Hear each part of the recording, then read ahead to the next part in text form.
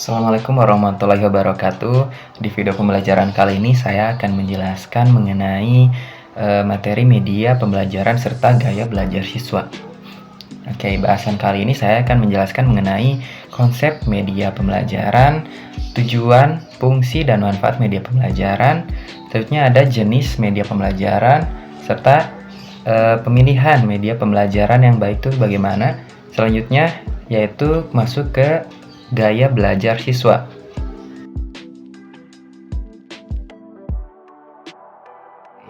Sebelum mengenal jauh mengenai media pembelajaran, kita cari tahu dulu apa sih media pembelajaran tuh. Oke, media pembelajaran itu menurut Profesor Dr. Fuad Hasan, dia menjelaskan bahwasanya media pembelajaran itu adalah alat atau bahan yang digunakan untuk menyajikan suatu komunikasi pembelajaran agar lebih baik, efektif, dan menyenangkan. Begitupun menurut Profesor Dr. Sutrisno Hadi, dia menjelaskan bahwasanya media pembelajaran itu merupakan alat atau objek fisik yang dipakai oleh guru dalam proses belajar mengajar untuk mempermudah penyajian bahan pelajaran serta membantu siswa dalam memahaminya.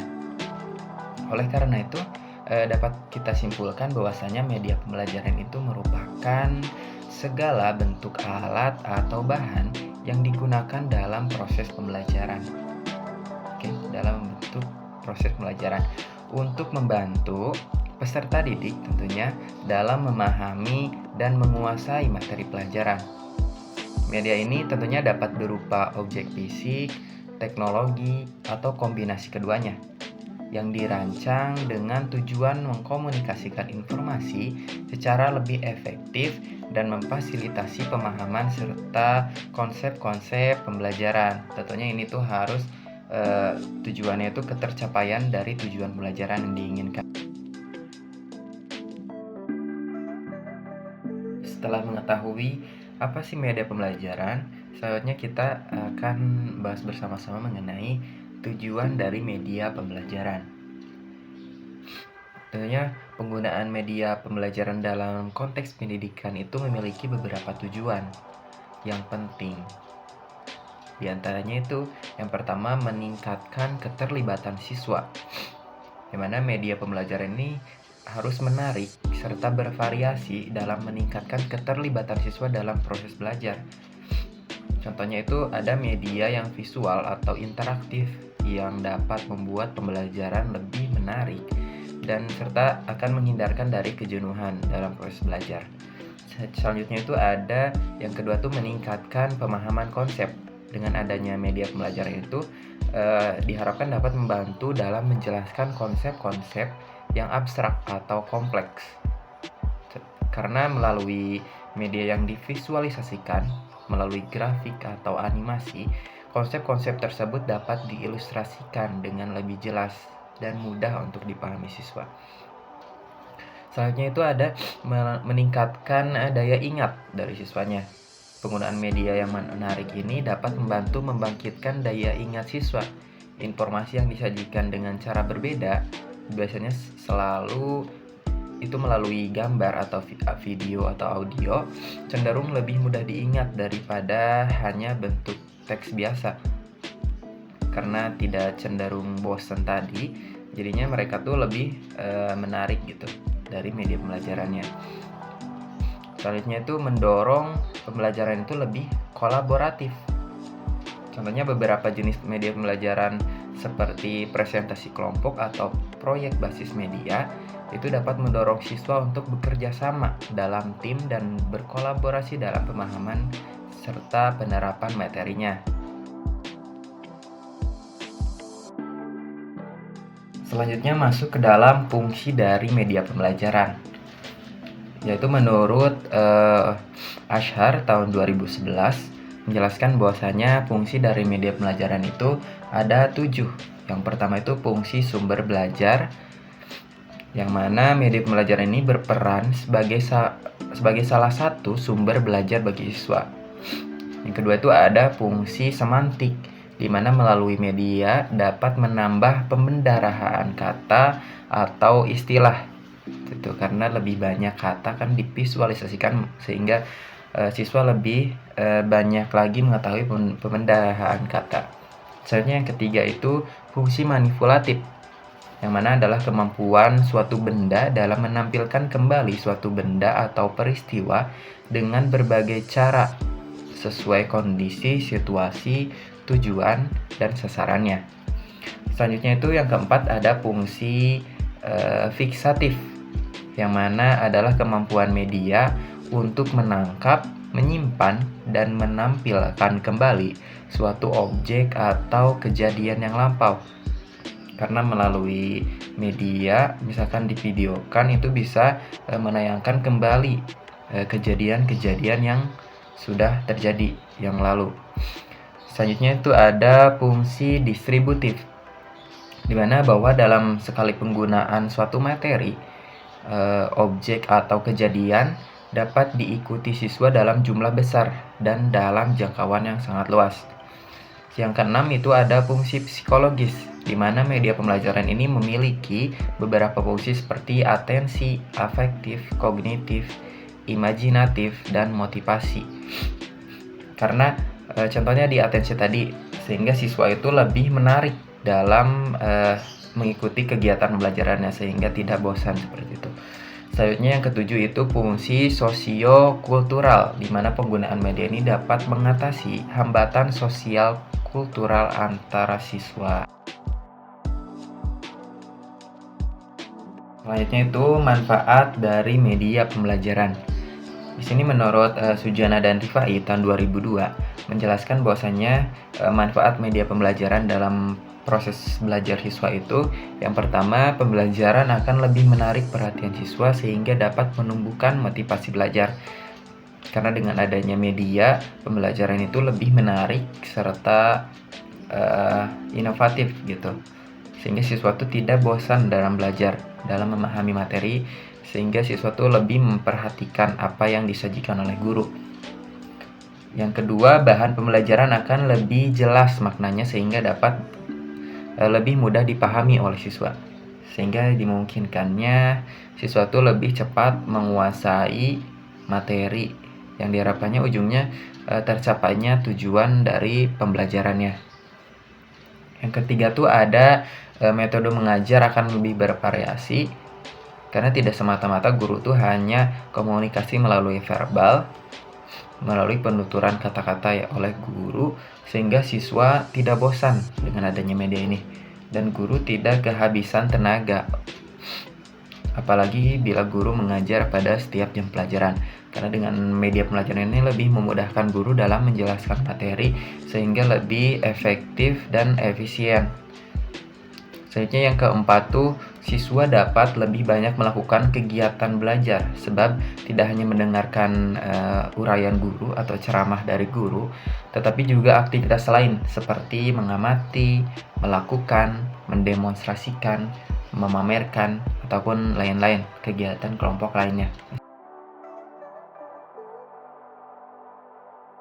Berikutnya ke jenis dari media pembelajaran, di mana ada 3, yaitu media pembelajaran visual, media pembelajaran audiovisual, serta media pembelajaran multimedia. Pertama kita akan menjelaskan dulu mengenai media pembelajaran visual. Media pembelajaran visual ini yaitu media yang dapat ditangkap dengan indera penglihatan, karena visual berarti penglihatan. Pesan yang terkandung dalam media pembelajaran visual ini dapat berupa pesan verbal maupun non-verbal. Contohnya pesan verbal itu dapat berupa kata-kata dalam bentuk tulisan ataupun teks. Lalu contoh dari pesan non-verbalnya dapat berupa pesan yang dituangkan melalui simbol-simbol. Adapun jenis dari media visual ini, yang pertama itu ada media grafis. Media grafis ini contohnya itu ada poster, kartun, peta datar, dan lain sebagainya. Selanjutnya itu ada media papan. Media papan itu yang sering digunakan guru biasanya, yaitu adanya papan tulis. Oke, berikutnya ke media pembelajaran audiovisual.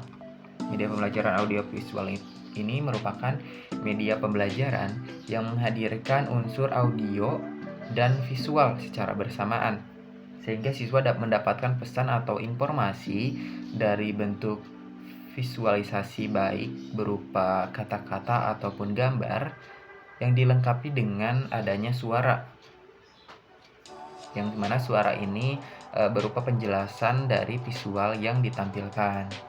Yang kedua itu ada media pembelajaran audiovisual, yang mana media pembelajaran audiovisual ini menggabungkan antara audio serta visualnya, sehingga siswa secara bersama-sama akan mendapatkan pesan atau informasi ini dari visualisasi baik berupa kata-kata atau gambar yang dilengkapi dengan suara, yang mana suara tersebut ini dapat berupa penjelasan visual yang ditampilkan. Contoh dari media pembelajaran audiovisual itu, yang pertama itu ada audio visual diam. Contohnya itu seperti penayangan gambar diam, tapi si guru menjelaskan dari gambar tersebut.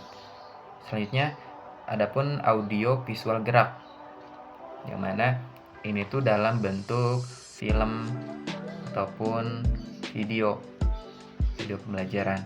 Yang terakhir ada media pembelajaran multimedia.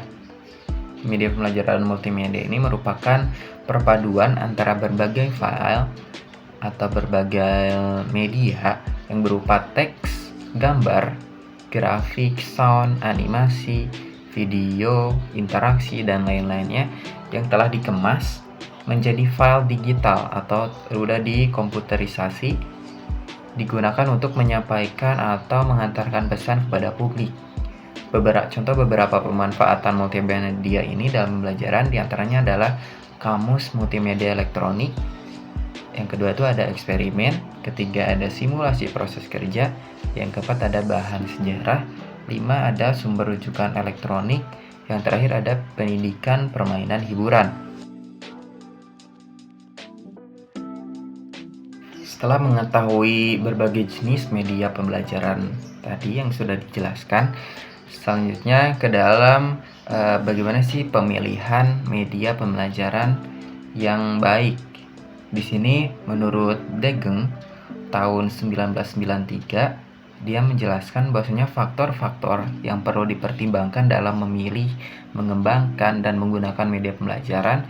Yang pertama itu ada tujuan instruksional. Penjelasannya itu, media hendaknya dipilih yang dapat menunjang pencapaian tujuan instruksional yang telah ditetapkan sebelumnya. Mungkin ada sejumlah alternatif media yang dianggap cocok untuk tujuan-tujuan itu, sedangkan mungkin pilihlah yang paling cocok, karena kecocokan paling banyak ditentukan oleh kesesuaian karakteristik tujuan dan karakteristik media pembelajaran yang akan dipakai. Selanjutnya dia menjelaskan bahwasanya yaitu adanya keefektifan dari beberapa alternatif media yang sudah dipilih, mana yang dianggap paling efektif untuk mencapai tujuan yang telah ditetapkan. Apakah media yang dipilih sudah sesuai dengan kemampuan guru? Apakah akan menarik perhatian siswa? Digunakan untuk siapa? Apakah secara individual atau kelompok kecil, kelas, atau massa? Untuk kegiatan tatap muka atau jarak jauh? Makanya guru harus perlu mempertimbangkan adanya keefektifan ini. Selanjutnya yang ketiga itu ada ketersediaan. Mana apakah media yang diperlukan itu sudah tersedia? Kalau belum, apakah media itu dapat diperoleh dengan mudah? Untuk tersedianya media ada beberapa alternatif yang dapat diambil, yaitu membuat sendiri, membuat bersama-sama siswa, bisa dijadikan pertimbangan sehingga dapat mengetahui bagaimana yang efektif bagi siswa kalau siswanya terlibat langsung.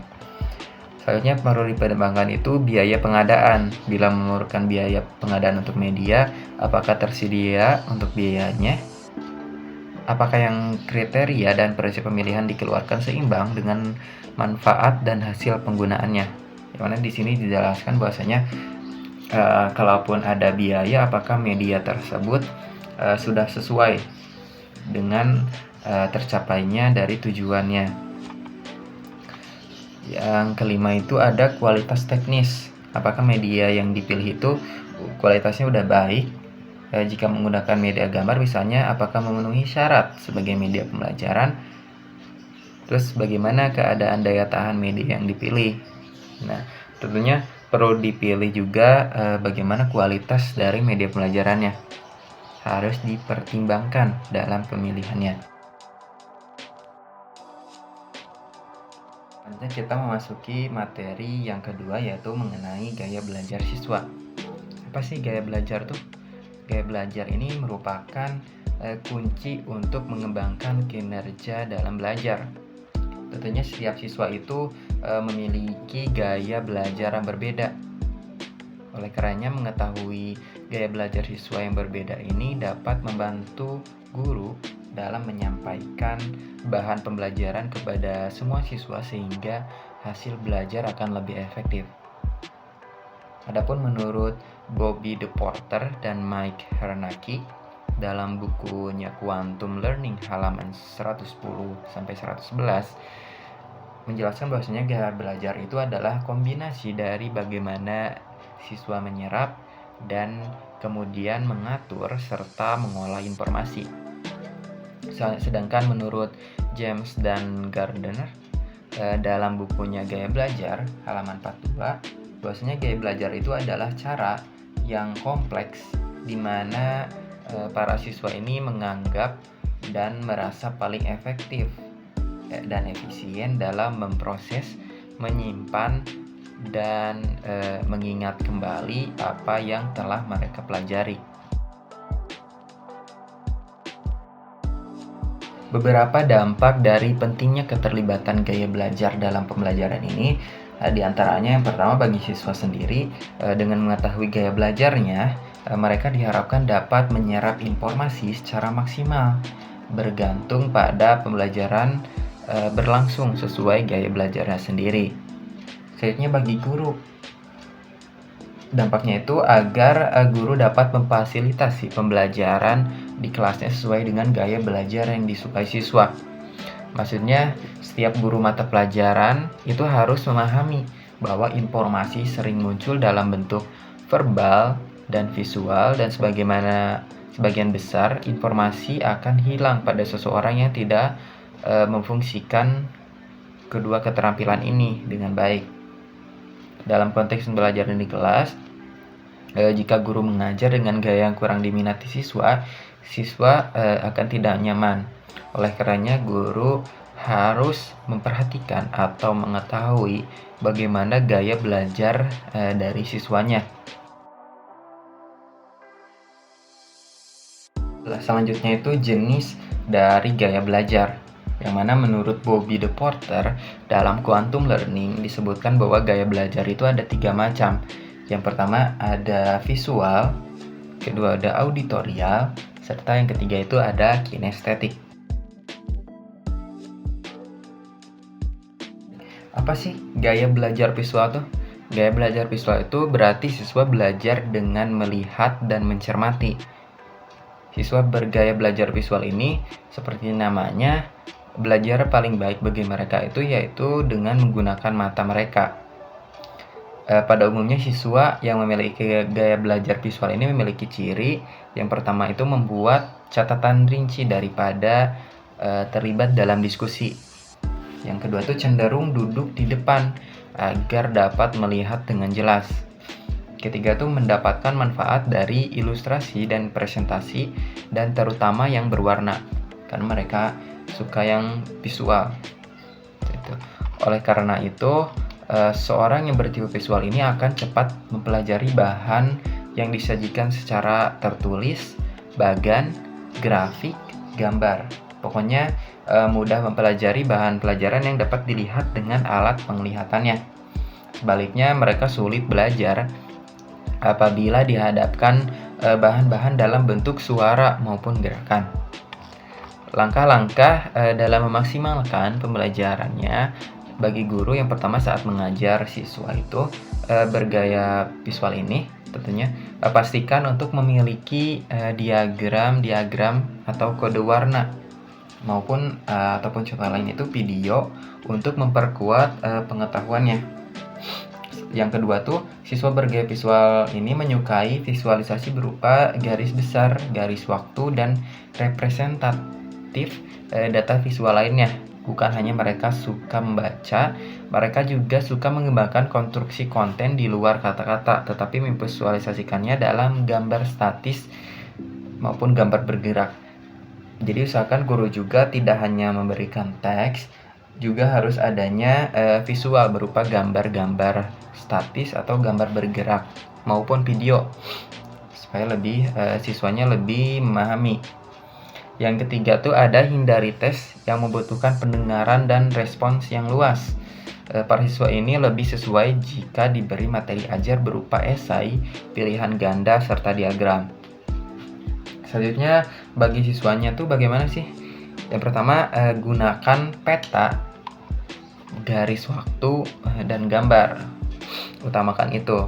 Yang kedua, buatlah garis besar atau kerangka hasil belajar, hasil baca tadi, karena ini dapat membuat peta pikiran atau mind map ya. Dengan materi yang sudah dijelaskan guru, usahakan siswa membuat mind map sendiri dari materi yang sudah dipelajari. Yang ketiga tuh buat catatan terkait hasil belajar, membaca atau menonton video. Utamakan membuat catatan gitu. Yang keempat itu gunakan warna kode atau garis bawahi kata-kata kunci dengan bolpen warna, karena ini akan membantu dalam menentukan kata-kata yang penting, yang paling penting dalam materinya. Yang kelima itu buat diagram bila memungkinkan. Yang keenam, gunakan flashcard, kartu warna atau penanda. Yang ketujuh itu gunakan berbagai jenis bagan. Selanjutnya itu gaya belajar auditorial, yang berarti siswa belajar dengan mendengar dan menyimak secara intensif. Siswa bergaya belajar ini memantapkan pemahaman ketika mereka mendengarkan informasi. Mereka biasanya mengikuti arahan dengan baik, berkonsentrasi lebih baik dengan musik atau gerakan di latar belakang, dan mengulangi semuanya kembali untuk memastikan mereka mendapatkan informasi dengan pemahaman yang baik. Sehingga pada umumnya siswa yang memiliki gaya belajar auditorial ini, yang pertama itu menikmati diskusi dan membicarakan hal-hal melalui mendengarkan orang lain. Yang kedua itu mendapatkan pengetahuan dengan membaca dengan keras. Yang ketiga itu bergumam dan atau berbicara kepada diri sendiri. Adapun langkah-langkah dalam memaksimalkan pembelajaran gaya belajar siswa auditorial ini, yang pertama bagi guru tuh para siswa ini akan mengajukan banyak pertanyaan, biasanya meminta lebih banyak penjelasan atau berharap guru dapat menjelaskannya dengan cara yang berbeda. Yang kedua, mereka mungkin akan membaca sedikit lebih lambat dan lebih suka membaca dalam suasana tenang. Yang ketiga, mereka dapat belajar lebih baik dengan orang-orang yang dapat memunculkan ide-ide dan akan lebih baik jika mereka menggunakan audiobook selain buku teks. Terus yang keempatnya, penugasan yang baik yaitu mengikuti wawancara, laporan lisan, parafrase konten, sehingga menghindari tes yang membutuhkan banyak tulisan, terutama teks yang berjangka waktu lama. Yang kelima, para pembelajar ini lebih cocok untuk menunjukkan penguasaan hasil belajar dengan presentasi lisan, seperti dengan ujian lisan atau penulisan bebas. Begitu mereka mendengar teks yang disampaikan atau menggunakan alat-alat fasilitas yang ada pada Android sekarang. Selanjutnya bagi siswa, langkahnya yang pertama itu menggunakan asosiasi kata untuk fakta atau tanggal. Yang kedua, dengarkan podcast atau rekaman dari guru ataupun dia merekam sendiri suaranya kemudian mendengarkan ulang. Yang ketiga, Itu gunakan video jika waktu tepat. Keempat, bahas materi pelajaran dengan menyuarakannya. Seperti tadi, merekam terlebih dahulu, kemudian nanti diputar kembali, mendengarkan kembali suaranya. Kelima itu dengarkan buku audio. Keenam, baca catatan dengan suara keras dan rekam. 7. Ulangi semua materi belajar dengan menyuarakannya bila memungkinkan. Yang kedelapan, belajar dalam kelompok dengan cara berdiskusi. Itu ada gaya belajar kinestetik. Gaya belajar kinestetik ini siswa belajar dengan menyentuh dan melakukan, lebih banyak bergerak.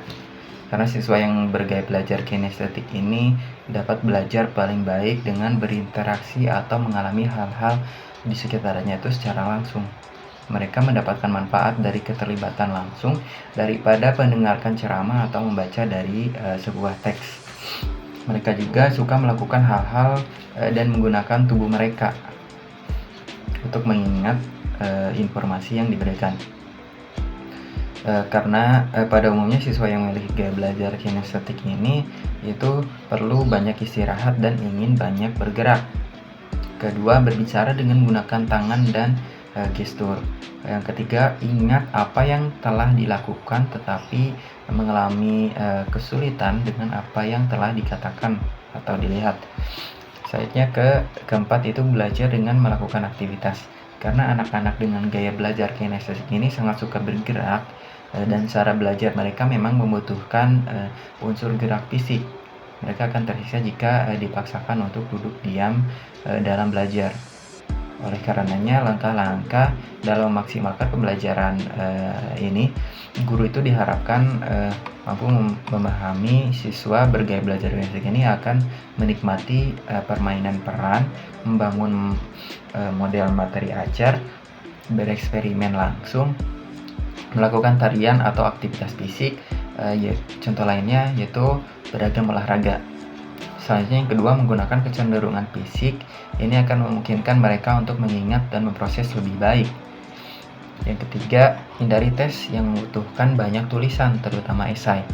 Yang keempat, para pembelajar ini lebih cocok untuk menunjukkan penguasaan dalam bentuk pemecah masalah secara cepat. Misalnya pilihan ganda, tes dengan isian pendek, atau definisi singkat. Yang kelima, jika memungkinkan, evaluasi melakukan ekspresi fisik akan lebih efektif, seperti dalam menulis bebas dan melakukan permainan. Untuk siswanya sendiri, yang pertama tuh sering-seringlah untuk jeda untuk beristirahat karena banyaknya bergerak tadi mungkin mereka cepat lelah. Yang kedua itu melakukan kegiatan yang dilakukan secara langsung seperti eksperimen dan peragaan dari materinya. Yang ketiga tuh membuat model suatu topik pembelajaran. Yang keempat, mengikuti berbagai kelas seperti menari yang lebih melibatkan fisik ataupun kegiatan olahraga misalnya. Yang kelima tuh menggunakan buku-buku tindakan yang lebih ke pengalaman langsung. Yang keenam, melibatkan bermain peran dan praktik, kemudian dipraktikkan kegiatan belajarnya. Yang ketujuh, studi dalam bentuk kelompok. Mereka akan lebih sering untuk dalam bentuk berkelompok. Yang kedelapan, menggunakan kartu flash untuk memori.